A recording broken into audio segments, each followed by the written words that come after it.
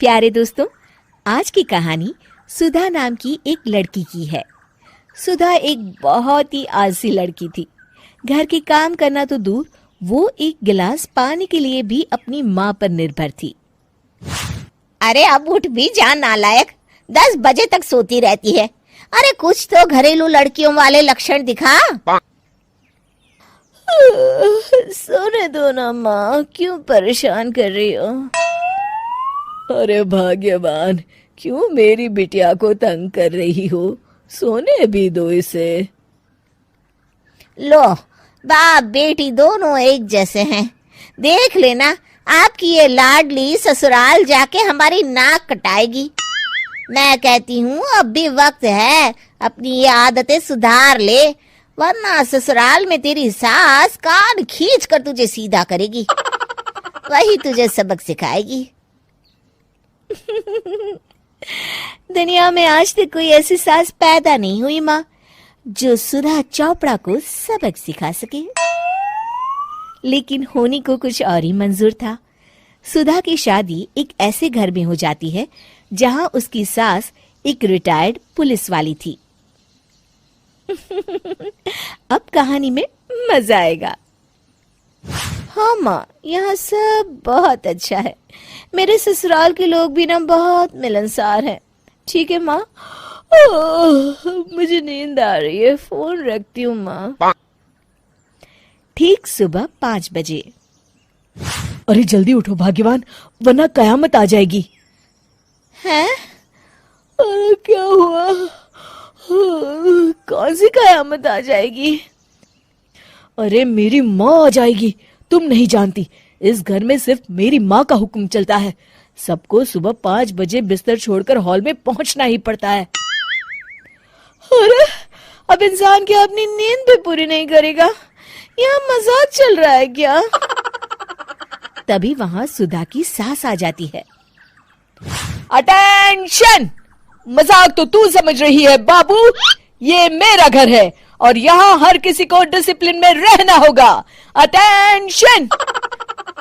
अरे माँ जी, लेकिन इतनी सुबह कौन उठता है? कौन होता है मतलब? हम सभी उठते हैं, रोज उठते हैं, और अब से तुझे भी उठना पड़ेगा। आखिर मैं पुलिस वाली जो ठहरी। अटेंशन! अरे माँ जी, लेकिन अब तो आप रिटायर हो गई हो ना। तो क्या हुआ? शेर कितना भी बूढ़ा हो जाए, शिकार करना नहीं छोड़ता। उसी तरह हम पुलिस वाले रिटायर होने के बाद भी अपने अनुशासन में ही जीवन जीते हैं। चलो अब बेकार की बहस बंद करो और उठकर हॉल में चलो। अभी आधा घंटा तुम सबकी परेड चलेगी। अटेंशन! अरे मैं कोई परेड नहीं करने वाली। सुधा की सास अपनी बहू का ये बर्ताव देख झल्ला उठती है। गौर से देख, तू कहां और किसके सामने खड़ी है? यहां बात सिर्फ एक बार समझाई जाती है, बस। अटेंशन!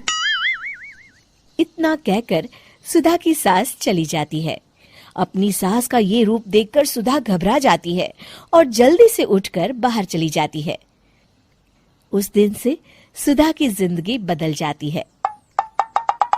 हाय, थक गई मैं तो। ये घर है या जेल? कितना काम करना पड़ता है। लाइए दीदी, 2 रोटियां और दीजिए, मुझे बड़ी भूख लगी है। ठहर जा बहू, ये तू क्या कर रही है? मैंने सबके खाने का हिसाब तय कर रखा है। तुम 4 रोटी से ज्यादा नहीं खा सकती और ये मिर्च मसाला भी नहीं चलेगा। मेरी बहुएं एकदम फिट होनी चाहिए। अटेंशन! क्यों माँ जी, आप हमें दंगल में लड़ने के लिए तैयार कर रही हैं क्या? क्या कर रही हो सुधा? माँ जी को मजाक बिल्कुल पसंद नहीं है।